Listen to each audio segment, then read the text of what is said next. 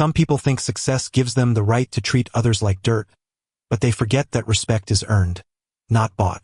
What happened at my boss's wife's birthday dinner changed everything, and by the end of the story, you'll understand why sometimes the best revenge is simply moving forward with dignity.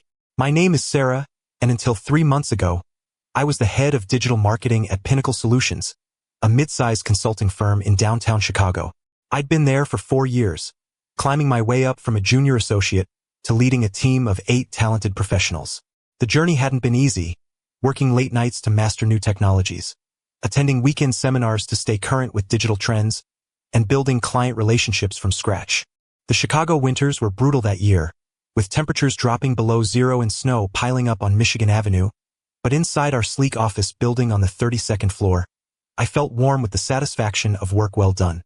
From my office window, I could see Lake Michigan stretching endlessly toward the horizon, its gray waters reflecting the winter sky like a mirror of possibility. Please subscribe to our channel to help us bring you more real stories like this one, and let us know in the comments where you're watching from. Your support means everything to us as we share these authentic experiences that remind us we're all human. I'd always had a complicated relationship with my boss, Marcus Thornfield. He was brilliant at what he did, no question about that. The man could dissect a client's business model and present solutions that would increase their revenue by 30% within 6 months. Marcus had graduated from Northwestern's Kellogg School of Management and carried himself with the confidence that comes from both academic achievement and real-world success.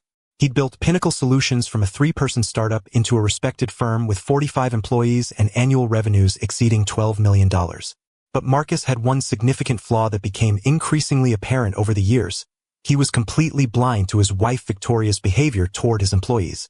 It was as if he developed selective vision whenever she entered our professional space, unable or unwilling to see how her presence changed the atmosphere in any room. Victoria Thornfield was what you might call old money Chicago. Her family owned several properties along the Gold Coast, including a historic mansion that had been featured in Architectural Digest and a summer estate in Lake Geneva, Wisconsin. Her great-grandfather had made the family fortune in steel during the industrial boom, and subsequent generations had maintained that wealth through careful investments and strategic marriages. She'd attended the University of Chicago for 2 years before dropping out to marry Marcus, and she'd never worked a day in her life. Victoria was beautiful in that polished, expensive way that comes from personal trainers, monthly spa treatments, and a wardrobe that cost more than most people's annual salary. Her blonde hair was always perfectly styled by professionals at the city's most exclusive salon, and she had the kind of porcelain skin that spoke of a lifetime spent avoiding manual labor. But beauty, as I learned, doesn't always come with kindness. In fact, sometimes it seems to create a barrier between a person and the basic empathy that makes us human. The first time I really noticed Victoria's attitude towards staff was during the company's annual holiday party 2 years ago. We'd rented space at the Chicago Cultural Center, a stunning venue with its Tiffany glass dome that cast colored light across the room like something from a fairy tale. The event had cost the company nearly $15,000, but Marcus believed in celebrating success with style. I had spent weeks coordinating with vendors, selecting the menu, and ensuring every detail was perfect. I was standing near the bar, discussing quarterly projections with James Morrison, the CEO of Morrison Manufacturing, when Victoria approached us. She was wearing a red silk dress that probably cost more than my car payment and diamond jewelry that caught the light from the stained glass above. She completely ignored me and began talking to James as if I wasn't there, asking about his wife's recent charity work and complimenting him on an article about his company that had appeared in Crane's Chicago Business. When James tried to introduce me as the person who developed their successful digital marketing campaign, the one that had increased their online sales by 80% over the past year, Victoria simply smiled and said, "Oh, how nice," then immediately steered the conversation elsewhere, asking James about his plans for the upcoming ski season in Aspen. It was subtle but unmistakably dismissive. I told myself it was just one incident, that maybe she was having an off night. Maybe she was tired from hosting other holiday events, or perhaps she simply didn't remember meeting me before. I was wrong, and I should have trusted my instincts in that moment, but sometimes we make excuses for behavior we don't want to confront. Over the following months, I began to notice a pattern that became impossible to ignore. At company events, Victoria would greet the senior partners warmly, engaging them in conversations about their children's prestigious schools and their vacation homes in Martha's Vineyard. She'd engage the mid-level managers in polite conversation about their recent promotions and upcoming projects, remembering details about their personal lives with impressive accuracy. But she treated support staff and junior employees as if they were invisible, walking past them without acknowledgement, never learning their names despite seeing them regularly at various company functions. She'd ask them to fetch her drinks or find her coat without so much as a please or thank you, speaking to them in the same tone someone might use with furniture that had temporarily become inconvenient. The worst part was watching how uncomfortable it made everyone, including Marcus, who would laugh nervously whenever his wife's behavior became too obvious to ignore, as if acknowledging it with humor could somehow make it acceptable. But I was good at my job, excellent actually. In my 4 years at Pinnacle, I'd increased our digital presence by 400%, transforming us from a company with a basic website and no social media strategy into a firm with a sophisticated online ecosystem that generated leads consistently. I had landed 3 major accounts that brought in over $2 million in revenue, including Morrison Manufacturing, Henderson Financial Services, and Midwest Medical Supply.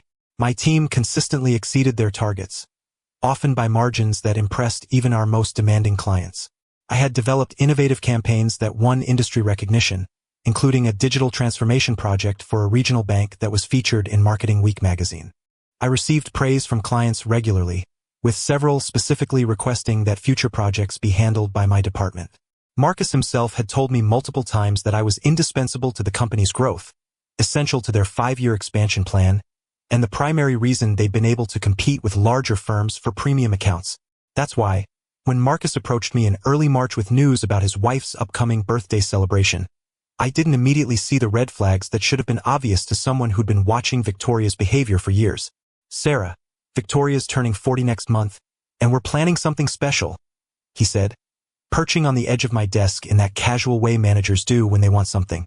Outside my office window, the late winter snow was melting, creating small rivers along the sidewalks of downtown Chicago. The afternoon sun was struggling through gray clouds, casting long shadows across the financial district below.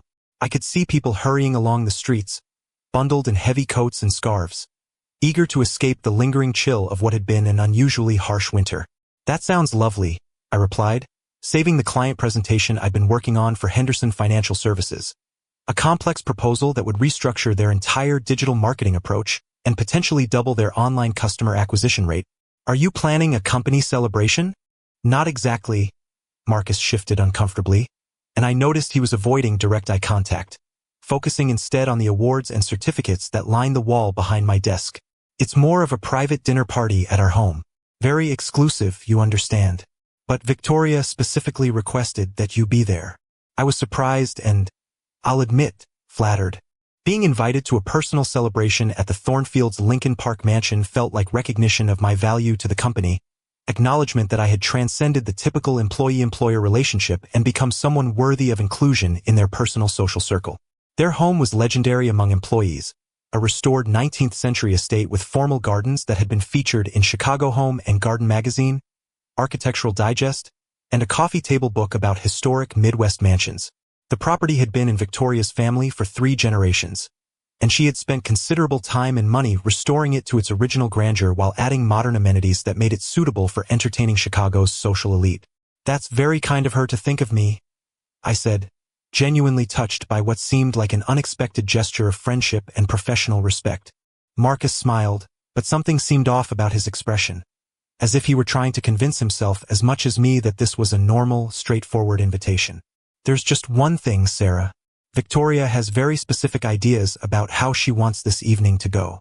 She's hired professional staff for most of the service, but she'd appreciate it if you could help coordinate a few things. Make sure everything runs smoothly between the different vendors, keep an eye on timing, that sort of thing." A small warning bell rang in my mind, but I dismissed it as professional paranoia developed from years of managing complex client events where every detail mattered and small oversights could derail expensive campaigns. Helping coordinate an event wasn't unusual for someone in my position. I'd organized plenty of client dinners and company functions, from intimate wine tastings for potential investors to elaborate product launches at 5-star hotels. Event coordination was part of my skill set, something I was known for handling with precision and creativity. "Of course," I said, already mentally organizing the logistics that would be involved. "I'm happy to help make sure her evening is perfect. Just let me know what specific areas she'd like me to focus on, and I'll coordinate with the professional staff to ensure everything flows seamlessly." The next few weeks passed quickly as I threw myself into several major projects that demanded my complete attention. We were pitching a campaign to Premier Pharmaceuticals, a mid-sized drug company that could mean $1 million contract and establish us as a leader in healthcare marketing. The pharmaceutical industry required specialized knowledge of FDA regulations, medical terminology, and the unique challenges of marketing controlled substances to both healthcare providers and patients. I was working 12-hour days to prepare the presentation, researching their competitors, analyzing their current marketing strategies, and developing a comprehensive digital transformation plan that would position them as an industry innovator. The Chicago spring was finally arriving, with temperatures climbing into the 50s and trees along Lake Shore Drive beginning to bud, their branches creating delicate patterns against the increasingly blue sky. During this busy period, I received several calls from Victoria about her party, each conversation lasting longer than the previous one and involving increasingly detailed instructions about timing, logistics, and guest management. She wanted to discuss seating arrangements, making sure that certain influential couples were positioned for optimal conversation flow. She talked about timing for courses, ensuring that dinner service didn't interfere with what she called important business discussions that would naturally arise among the guests. She requested coordination with the catering staff, but also with the florist, the sommelier she'd hired specifically for the evening, and even the valet service that would handle parking for guests who arrived in expensive cars. Each conversation left me feeling slightly uneasy, though I couldn't pinpoint exactly why. There was something in her tone, friendly enough on the surface, but underneath lay something that felt patronizing, as if she were speaking to someone she considered fundamentally different from herself and her guests. "Now, Sarah, dear, when the guests arrive, I'll need you to take their coats and make sure they're properly hung in the front closet," she said during one particularly detailed call. "Some of these wraps are quite valuable, you understand, and I want to make sure they're handled with appropriate care. Also, during cocktails, please keep an eye on the appetizer platters to make sure they stay full and properly arranged. The caterers are excellent, but they don't always understand the aesthetic I'm trying to achieve." "Victoria, I'm not sure I understand," I said carefully, feeling that warning bell grow louder in my mind. "Are you asking me to help coordinate with your hired staff? Or are you asking me to handle these tasks directly?" "Oh, don't worry about coordinating with anyone," she interrupted with a light laugh that somehow managed to sound both musical and dismissive. "I just need you to handle these few simple tasks personally. It's really nothing complicated, and I know I can trust you to do things properly. The professional staff will be focused on the more complex aspects of service." The warning bell in my head grew louder, but I pushed it aside. Maybe this was just how wealthy people plan parties. Maybe this was normal for their social circle. The day of the party arrived on a beautiful Saturday evening in April. Spring had fully arrived in Chicago, with temperatures in the mid-60s and a gentle breeze carrying the scent of blooming flowers from Lincoln Park. I'd spent the day at the office, putting finishing touches on Monday's pharmaceutical presentation, then went home to change into what I thought was appropriate attire for a birthday celebration. I chose a navy blue dress, professional but elegant, paired with modest heels and simple jewelry. Looking back, I realized I was trying to strike a balance between fitting in with Victoria's wealthy friends and maintaining my professional identity. I had no idea how misplaced that concern would prove to be. The Thornfield mansion was even more impressive in person than in the magazine photos. Set back from the street behind an iron gate, the 3-story limestone building was illuminated by subtle landscape lighting that highlighted its architectural details. A circular driveway led to the front entrance, where expensive cars were already parked, Mercedes, BMWs, and a Tesla that gleamed under the streetlights. I rang the doorbell at exactly 7 o'clock, as Victoria had instructed. She answered the door herself, looking stunning in a floor-length emerald dress that probably cost more than I made in 3 months. Her blonde hair was swept into an elegant updo, and she wore diamond earrings that caught the light from the crystal chandelier in the foyer behind her. "Sarah, perfect timing," she said, stepping aside to let me in. "The coats are piling up already." As I stepped inside, I was struck by the grandeur of the home. The entryway had marble floors, a sweeping staircase with an ornate banister, and oil paintings in gilded frames lining the walls. Classical music played softly from hidden speakers, and I could hear the murmur of conversation and laughter coming from deeper in the house. That's when I noticed the pile of coats draped over a chair near the door. "Could you take care of these first?" Victoria gestured toward the coats. "The front closet is just there, and make sure you check the pockets for valuables." Some of these wraps are worth more than a car. I stared at the coats, then at Victoria, and finally understood what was happening.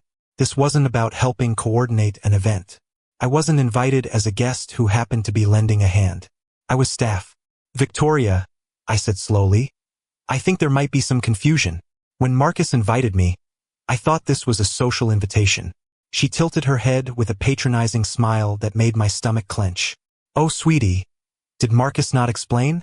We needed someone reliable to help with the evening, and you're always so capable with these sorts of things. Don't worry, we'll make sure you're compensated for your time. The word compensated hit me like a physical blow. I felt my cheeks burn with embarrassment and anger, but I forced myself to remain calm. In the background, I could hear Marcus's voice calling out greetings to arriving guests, completely unaware of what was happening in his own foyer. I see, I said, my voice carefully controlled. I think I should speak with Marcus about this misunderstanding. Victoria's smile never wavered, but her eyes hardened slightly. Marcus is busy with our guests right now, Sarah. Look, this really isn't complicated. We just need someone to handle the simple things so the professionals can focus on the important tasks. You understand. Before I could respond, the doorbell rang again. Victoria opened it to reveal an older couple, the woman draped in fur despite the mild weather, the man wearing a suit that probably cost $5,000. Margaret Thomas, how wonderful to see you, Victoria gushed, embracing them both. Come in, come in. Marcus is in the living room with the others. As she led them past me, I heard her say, Don't mind Sarah. She's our help for the evening. Our help.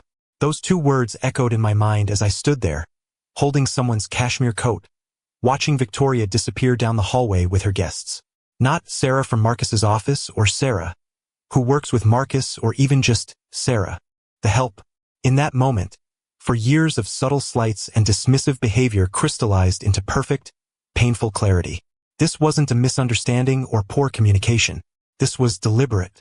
Victoria had specifically requested my presence so she could humiliate me, so she could reduce me from a successful professional to hired help in front of her wealthy friends. But here's the thing about being underestimated. Sometimes it gives you an advantage people don't see coming. I hung up the coats, taking my time with each one, thinking, I could leave right now, walk out the door, and never look back. I could confront Victoria in front of her guests, making a scene that would satisfy my wounded pride but accomplish nothing else. Or I could do something smarter. I chose the third option. I spent the next hour playing my assigned role flawlessly. I took coats, refilled appetizer platters, cleared empty glasses, and smiled politely when guests spoke to me. But I also listened. I listened to everything. Victoria's friends were exactly what you'd expect from Chicago's social elite, wealthy, well-connected, and completely unfiltered in their conversations when they thought the help wasn't really listening. They discussed business deals, family scandals, political connections, and most interestingly, their dissatisfaction with various service providers. The catering at the Mitchell wedding was absolutely dreadful, complained a woman whose handbag cost more than my monthly rent. We're never using premier events again. Have you tried Sterling occasions? Asked another guest. They handled the charity gala at the club last month. Flawless execution. Speaking of flawless execution, said a distinguished man who'd introduced himself to the room as Judge Harrison. I'm still looking for a marketing firm for my son's medical practice. These young doctors have no idea how to build a client base. What about Marcus's firm? Suggested someone else. Pinnacle Solutions handles our account. Judge Harrison shook his head. I've heard mixed things about their digital capabilities. I need someone who really understands online marketing, social media, that sort of thing. I continued serving canapes, but my mind was racing. Judge Harrison's son was Dr. Richard Harrison, whose orthopedic practice was exactly the type of account I'd love to work with.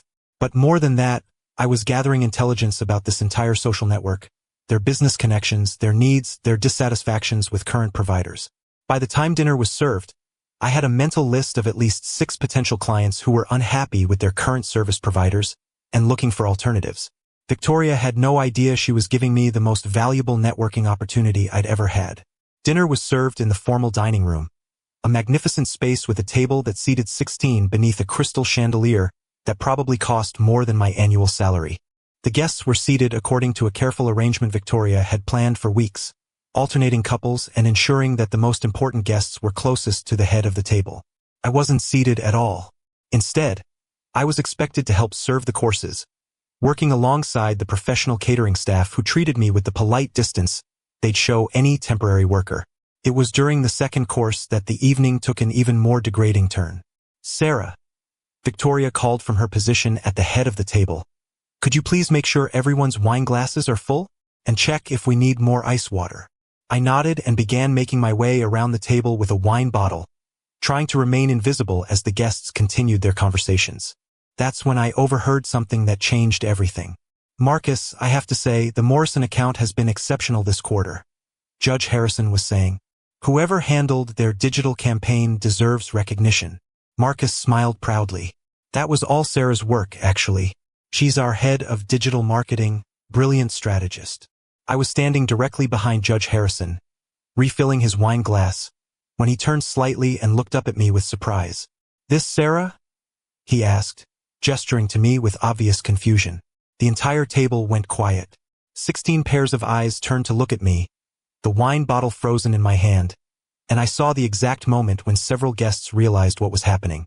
Some looked uncomfortable, others appeared confused, and a few seemed genuinely shocked.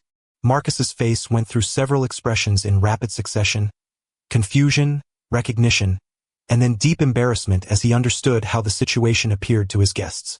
"Sarah is," he began, but Victoria cut him off.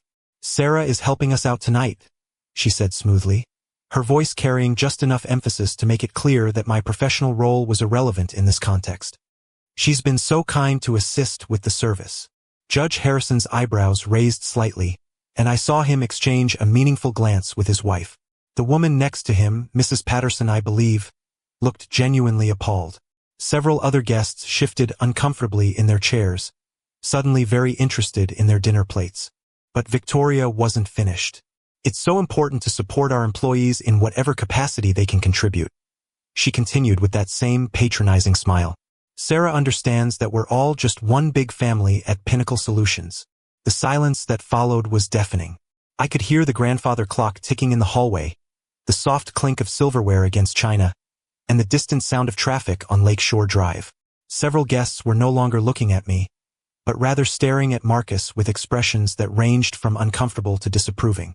Marcus opened his mouth to say something, anything to salvage the situation, but I moved first. I set the wine bottle down carefully on the serving table, removed the small serving apron I'd been given, and placed it neatly beside the bottle. Then I walked back to my position behind Judge Harrison's chair and spoke clearly enough for everyone at the table to hear. "Judge Harrison, you mentioned you're looking for digital marketing services for your son's practice. I'd be happy to discuss how we could help him build his patient base and establish a strong online presence. My team has extensive experience with healthcare marketing, and we've increased client acquisition by an average of 65% within the first 6 months of engagement." Judge Harrison's face lit up with interest, completely ignoring the growing tension in the room. "That's exactly what Richard needs. Could we set up a meeting?" "Absolutely," I replied, pulling out my phone. "I'm happy to give you my card, and we can schedule something for next week." As I handed him my business card, I could feel Victoria's eyes boring into me from across the room. But I wasn't looking at her. I was looking at the other guests, many of whom were now watching me with newfound respect and interest. "Mrs. Patterson," I continued, turning to the woman who'd looked so uncomfortable moments before, "I couldn't help but overhear your concerns about premier events. Have you considered working with a marketing firm that specializes in event promotion? We've helped several high-end service providers increase their visibility and client satisfaction scores." "That's fascinating," Mrs. Patterson replied, and I could tell she was genuinely interested rather than just being polite. "We're actually launching a new foundation this fall, and we've been struggling with how to reach the right donors." By the time I was finished, I had exchanged contact information with 4 different guests and scheduled preliminary meetings with 3 potential clients. The atmosphere in the dining room had completely shifted. Instead of the help being dismissed and ignored, I had become the most interesting person at the table. Victoria's carefully planned evening was unraveling, and she knew it. "Sarah," she said, her voice tight with barely controlled anger, "perhaps you should return to your duties." I turned to look at her directly for the first time since the evening began, and I smiled. Not a polite, professional smile, but a genuine expression of satisfaction. Actually, Victoria, I think my duties here are finished, I said calmly. I'm going to head home now. Thank you for such an illuminating evening. I retrieved my purse from the front closet, said polite goodbyes to the guests who'd expressed interest in working with me, and walked toward the front door. Marcus caught up with me just as I reached for the handle. Sarah, wait, he said, his voice low and urgent. I had no idea Victoria had planned this. I thought you were coming as a guest. I looked at him for a long moment. This man I'd worked with for 4 years, whose company I'd helped build, whose wife had just humiliated me in front of a room full of strangers. Marcus, I said quietly, the problem isn't that you didn't know what Victoria planned. The problem is that after watching how she treats your employees for years, you still didn't see this coming. He opened his mouth to argue, but I held up my hand to stop him. I'll see you Monday morning, I continued. We can discuss the Morrison account and the pharmaceutical presentation then. Have a good evening. I walked out into the mild April night, breathing deeply as I made my way to my car. The anger was still there, burning in my chest, but it was mixed with something else now, determination. The drive home through downtown Chicago gave me time to think. The city lights reflected off the windows of the skyscrapers along the lakefront, and I could see couples walking hand in hand along the beaches near Oak Street. It was a beautiful night, and despite everything that had happened, I felt oddly energized. By the time I reached my apartment in Lincoln Square, I had made a decision. I spent Sunday researching Quantum Dynamics, Pinnacle Solutions' biggest competitor. They were a larger firm with offices in Chicago, New York, and Los Angeles, known for innovative campaigns and aggressive client acquisition. More importantly, they had been trying to recruit me for the past year. Samantha Rodriguez, their VP of Digital Strategy, had reached out 3 times in the past 6 months, each time with increasingly attractive offers. I'd always politely declined, feeling loyal to Marcus and comfortable with my position at Pinnacle. But loyalty, I realized, should run both ways. Monday morning arrived gray and drizzly, typical Chicago spring weather. I dressed carefully in my best suit, a charcoal gray ensemble that made me feel powerful and professional. I arrived at the office early, before most of my team, and spent an hour organizing my files and preparing for what I knew would be a difficult conversation. Marcus arrived at 9:30, looking haggard and uncomfortable. He knocked on my office door and asked if we could talk privately. Sarah, about Saturday night, he began, settling into the chair across from my desk. Victoria feels terrible about the misunderstanding. She wants to apologize. Does she? I asked, not looking up from the client report I was reviewing. Or do you want her to apologize? Marcus shifted uncomfortably. I think we got our wires crossed about the nature of the invitation. Victoria was trying to be helpful by asking you to coordinate a few things, but she didn't communicate that clearly. I set down my pen and looked at him directly. Marcus, your wife introduced me to your dinner guests as the help. There was no miscommunication. That was deliberate. Victoria didn't mean anything by that, he said quickly. She was just trying to explain why you were helping with the service. And why was I helping with the service, Marcus? Why was your head of digital marketing, someone you've told clients is indispensable to your company, taking coats and serving canapes at your wife's birthday party? He didn't have an answer for that, and we both knew it. Look, he continued after a moment. Victoria wants to make this right. She's thinking about hosting another dinner, a proper one where you're clearly invited as a guest. I almost laughed at the absurdity of it. After 4 years of dismissive behavior, Victoria thought another dinner party would fix the problem. That won't be necessary, I said, but I appreciate the thought. Marcus looked relieved, thinking the crisis had passed. Good. Now, about the pharmaceutical presentation this afternoon. Are you ready for the pitch? Actually, Marcus, that's something we need to discuss. I pulled out a folder I'd prepared that morning, containing detailed documentation of every account I'd managed, every campaign I'd developed, and every client relationship I'd built during my 4 years at Pinnacle. I'm submitting my resignation, effective in 2 weeks, I said, sliding the letter across his desk. The color drained from Marcus's face. Sarah, you can't be serious. One bad evening shouldn't destroy 4 years of working together. You're right, I agreed. One bad evening shouldn't destroy 4 years of working together. But 4 years of watching your wife treat employees like servants, for years of being dismissed and undervalued despite my contributions, for years of being loyal to someone who allowed his spouse to humiliate me in front of his business associates, that's different. Marcus stared at the resignation letter as if it were written in a foreign language. This is about Victoria. She made a mistake, but you can't punish the entire company for that. This isn't punishment, Marcus. This is a business decision. I've received an offer from Quantum Dynamics, and I've decided to accept it. That got his attention. Quantum Dynamics wasn't just a competitor, they were the competitor. They'd been systematically recruiting talent from firms like Pinnacle, building a digital marketing division that was becoming legendary in Chicago's business community. What kind of offer? Marcus asked, though I could tell he didn't really want to know. Senior Director of Digital Strategy, 40% salary increase, equity options, and my own team of 15, I said matter-of-factly.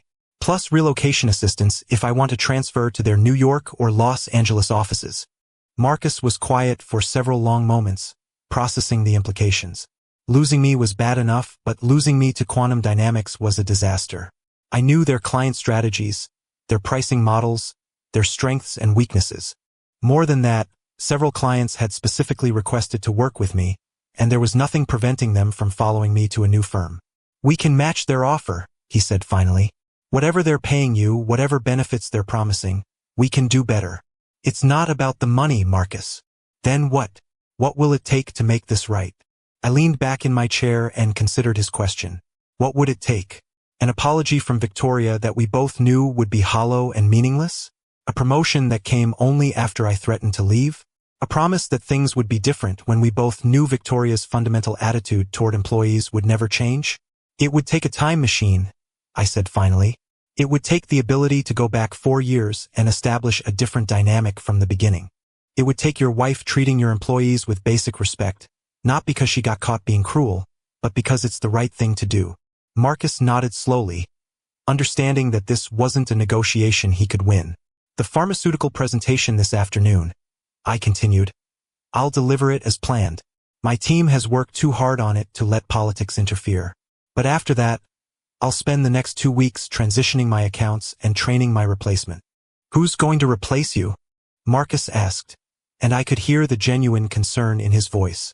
Your institutional knowledge, your client relationships, none of that can be replaced in 2 weeks. That's something you should have considered before allowing your wife to treat me like hired help in front of potential clients, I replied. The pharmaceutical presentation that afternoon went flawlessly. My team had prepared an innovative campaign that would position the client's new medication as a breakthrough in pain management while addressing regulatory concerns and potential side effects. The clients were so impressed they signed the contract immediately, a $1 million deal that would keep Pinnacle profitable for the next quarter. As we shook hands with the pharmaceutical executives in the conference room, I felt a bittersweet satisfaction. This was the kind of work I loved, the strategic thinking and creative problem-solving that had made me successful. But it was also my goodbye to Pinnacle Solutions. News of my resignation spread quickly through the office. My team was shocked. Several clients called to express concern, and competitors began reaching out to congratulate me on the move to Quantum Dynamics. By Friday of my first week's notice, it was clear that my departure would have consequences Marcus hadn't anticipated. 3 of my team members submitted their resignations, choosing to follow me to Quantum Dynamics rather than risk working under new management. 2 major clients called to inquire about continuing their relationships with me personally. And most significantly, Judge Harrison contacted me directly to discuss not only his son's practice but also a foundation he chaired that was looking for comprehensive marketing services. My last day at Pinnacle Solutions was quietly emotional. I cleaned out my office, said goodbye to colleagues I'd worked with for years, and handed over files to the interim manager who would attempt to fill my role. Marcus made a brief speech at the office farewell gathering, thanking me for my contributions and wishing me success, but he couldn't quite meet my eyes when he spoke.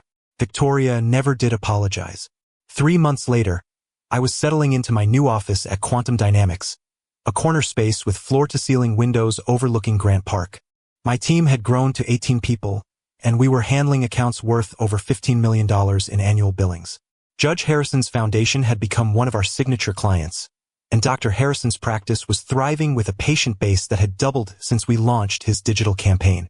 But the most satisfying moment came during my 2nd month at Quantum Dynamics, when Samantha Rodriguez knocked on my office door with news.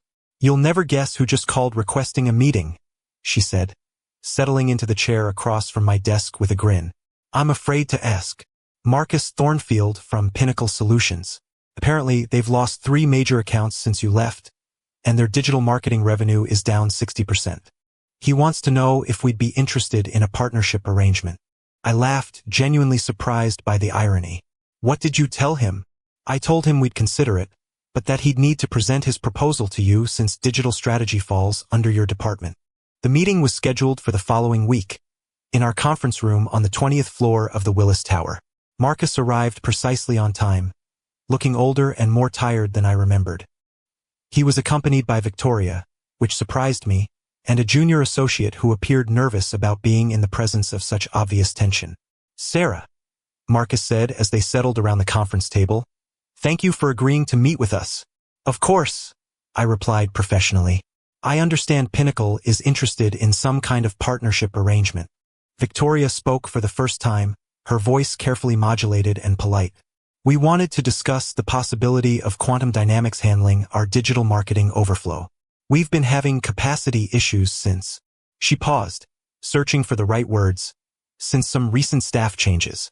I nodded, taking notes as if this were any other client meeting. What kind of volume are we talking about? And what services specifically? For the next hour, Marcus and Victoria outlined their needs. They wanted Quantum Dynamics to handle their smaller accounts, provide backup support for larger campaigns, and essentially fill the gap left by my departure and that of my former team members. It was exactly the kind of arrangement that would benefit us financially while helping them survive their current crisis. This sounds like something we could accommodate, I said when they finished their presentation. I'll need to discuss it with our senior partners, but I think there's potential for a mutually beneficial relationship. Marcus looked relieved. That's wonderful, Sarah. I was hoping we could work together again, even in this new capacity.